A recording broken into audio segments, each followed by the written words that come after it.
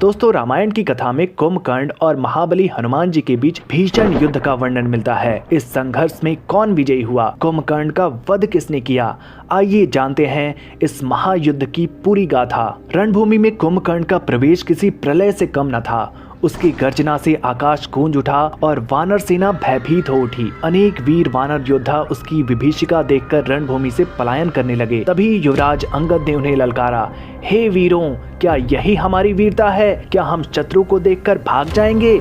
नहीं, हम श्री राम के लिए प्राणों की आहुति देंगे, पर रणभूमि से पीछे नहीं हटेंगे। अंगद के उत्साहवर्धक वचन सुनकर वानर सेना पुनः संगठित हुई और कुंभकर्ण की ओर बढ़ी। इसके बाद पवन पुत्र हनुमान जी का युद्ध भूमि में आगमन हुआ। हनुमान जी ने आकाश में छलांग लगाई और एक विशाल पर्वत उठाकर कुंभकर्ण के सिर पर दे मारा, परंतु कुंभकर्ण ने उस वार को झटक दिया और अपनी गदा से वानर सेना पर टूट पड़ा। देखते ही देखते उसने सैकड़ों वानरों को परास्त कर दिया। हनुमान जी ने पुनः आक्रमण किया। इस बार उन्होंने विशाल वृक्षों को शस्त्र बना लिया और कुंभकर्ण पर प्रहार करने लगे। हनुमान जी आकाश में उछल उछल कर उस पर निरंतर पत्थरों और वृक्षों की वर्षा कर रहे थे, लेकिन वह महाबली अडिग खड़ा रहा। कुंभकर्ण ने एक प्रचंड गर्जना की और अपनी गदा उठाकर हनुमान जी पर प्रहार किया। हनुमान जी ने तत्काल एक विशाल शिला से उस वार को रोक दिया, जिससे धरती तक कांप उठी। फिर हनुमान जी ने आकाश में ऊंची छलांग लगाकर एक पर्वताकार शिला को दोनों हाथों से उठाया और पूरी शक्ति से कुंभकर्ण पर दे मारी। इस प्रचंड आघात से कुंभकर्ण कुछ क्षणों के लिए डगमगा गया,